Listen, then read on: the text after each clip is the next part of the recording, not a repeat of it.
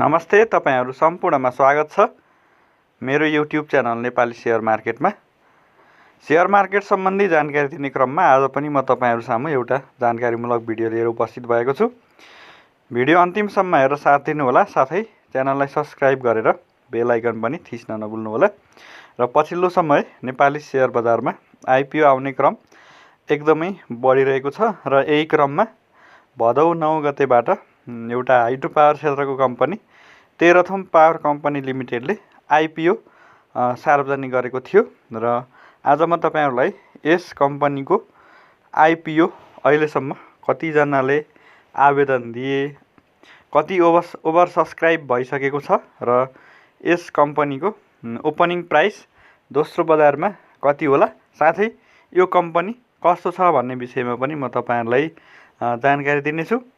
Video अन्तिमसम्म हेरेर साथ दिनु होला र यस तेह्रथुम पावर कम्पनी लिमिटेडको आइपिओमा 13 गतेसम्म आवेदन दिन सकिनेछ र तपाईहरुले आवेदन दिन भुल्नु भएको छ भने आवेदन दिनु होला। र यस कम्पनीले 8 करोड रुपैयाँ बराबरको आइपिओ मा आवेदन खुल्ला गरेको थियो र यस कम्पनीले 100 रुपैयाँ अंकित दरका 8 लाख किता आइपिओ निष्कासन गरेको हो र हिजो शुक्रबारसम्म यस कम्पनीको आइपिओ 30.64 गुणाले ओभर सब्स्क्राइब भएको हो र यसको बिक्री प्रबन्धक एनआइबिएल एस क्यापिटलका अनुसार हिजो 1:30 बजेसम्म यस कम्पनीको आइपिओमा 17,18,663 जना आवेदकबाट 2 करोड 28,02,150 किता खरिदका लागि आवेदन परेको हो र यो आवेदनको मागभन्दा 30.64 गुणा बढिरहेको छ र यस कम्पनीले यो 8 लाख किता मध्ये 16,000 किता कर्मचारीहरूको लागि र 60 लाख किता शेयर म्युचुअल फन्डहरूको लागि छुट्याएर बाँकी रहेको 7,44,000 किता सर्वसाधारणको लागि छुट्याएको थियो र यस तेह्रथुम पावर कम्पनीको आइपिओमा लगानीकर्ताले न्यूनतम 10 कितादेखि अधिकतम 60,000 कितासम्मको लागि आवेदन दिन सकिनेछ र यस कम्पनीको आवेदन दिने अन्तिम मिति भनेको भदौ 13 गतेसम्म रहेको छ र यस अवधिमा यसको आइपिओ बिक्री हुन सकेन भने भदौ 23 गतेसम्म आवेदन दिन सकिनेछ र यसको आइपिओ बिक्री चाहिँ भइसकेको छ। अझ मागभन्दा धेरै आवेदन परेको छ। 30.64 गुणाले यस कम्पनीको आइपिओमा आवेदन परेको छ र यस कम्पनीले यस अगाडि नै आयोजना प्रभावित क्षेत्रका स्थानीयहरूको लागि आइपिओ बिक्री गरिसकेको थियो र यस कम्पनीले 7.5 मेगावाटको माथिल्लो खुरुङ्गा साना जलविद्युत आयोजना निर्माण पनि सम्पन्न गरिसकेको छ र यस कम्पनीको आइपिओमा तपाईहरुले आवेदन दिन भुल्नु भएको छैन भने आजै आवेदन दिनु होला र आइपिओ पर्ने भनेको एकदमै गाह्रो छ। अहिले धेरै लगानीकर्ताहरूले अहिले आइपिओ भर्ने गरेका छन् र यस कम्पनीलाई रेटिङ पनि गराएको छ। ICRA NP IR double B minus rating प्राप्त गरेको छ यसले र यसको वित्तीय दायित्व पूरा गर्न सक्ने सम्बन्धमा यस कम्पनी मध्यम जोखिम रहेको भन्ने जनाउँछ। मध्यम जोखिम छ र यस कम्पनीको मैले तपाईहरुलाई यहाँ वित्तीय विवरण पनि देखाइरहेको छु र यसको प्रति शेयर नेटवर्थ रहेको छ आर्थिक वर्ष 2076-77 को 84.74 भने यसको अर्निङ पर शेयर इपिएस 12.90 रहेको छ र यसले अर्को आर्थिक वर्षमा प्रति शेयर नेटवर्थ 82.44 हुने प्रक्षेपण गरेको छ भने यसको प्रति शेयर आम्दानी अर्को आर्थिक वर्षमा 6.88 आउने यसले प्रक्षेपण गरेको छ आर्थिक वर्ष 2077-78 मा र यसको फाइनल एनुअल रिपोर्ट भन्ने आइसकेको छैन। अब फाइनल रिपोर्ट अनुसार के हुन्छ हेरौँ र यसको 77-78 को रिपोर्ट फाइनलाइज नभएको हुनाले 76-77 को प्रति शेयर नेटवर्थ 84.74 लाई आधार मानेर यस कम्पनीको मूल्य दोस्रो बजारमा तोकिनेछ, ओपनिङ प्राइस तोकिनेछ र यसको मिनिमम प्राइस भनेको 84.74 रुपैयाँ हुने भयो भने म्याक्सिमम प्राइस भनेको 254.22 हुने देखिन्छ र यस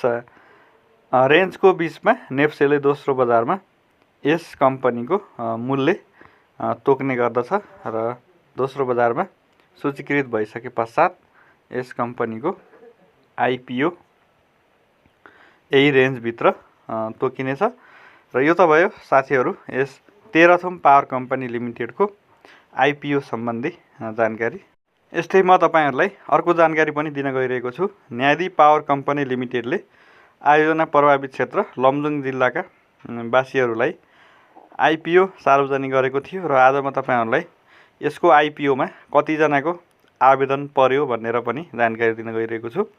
र यस न्यादी पावर कम्पनी हाइड्रो पावर कम्पनीको बिक्री प्रबन्धक ग्लोबल आइएमई क्यापिटलका अनुसार हालसम्म 6,614 जना आवेदकबाट 15,79,820 किताका लागि आवेदन परेको छ र यो मूल्य भनेको 15,79,82,000 रुपैयाँ बराबरको हुन आउँछ।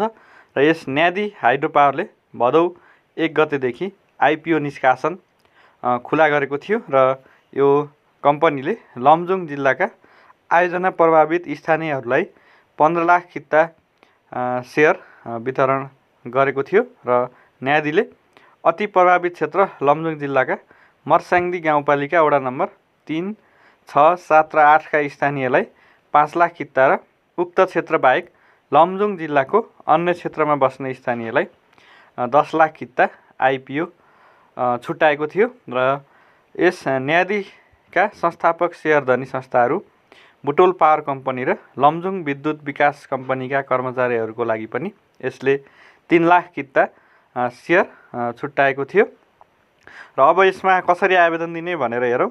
आयोजना प्रभावित स्थानीयहरूले ग्लोबल आइएमई ब्याङ्कको लमजुङ जिल्लाभर रहेका सम्पूर्ण शाखा र सिभिल बैङ्कको भुलबुले शाखा र एनएमबी बैङ्कको बेसीसर शाखाबाट पनि यसमा आवेदन दिन सकिनेछ। यस्तै संस्थापक सेयरधनी संस्थाका कर्मचारीहरूले न्यादी हाइड्रो पावरको कार्यालय बुद्धनगर काठमाडौँबाट आवेदन दिन सक्नेछन् भने यस आइपिओमा ग्लोबल आइएमई क्यापिटलले बिक्री प्रबन्धकको काम गरेको छ र यसलाई रेटिङ पनि गराउनु पर्ने हुन्छ। आइपिओ सार्वजनिक पूर्व यसलाई केयर रेटिङ नेपालले care rating BB assure rating प्रदान गरेको छ र यसको अर्थ भनेको के हुन्छ त भन्दा कम्पनीको दायित्व वहन गर्ने क्षमतामा औसत जोखिम रहेको भन्ने बुझिन्छ।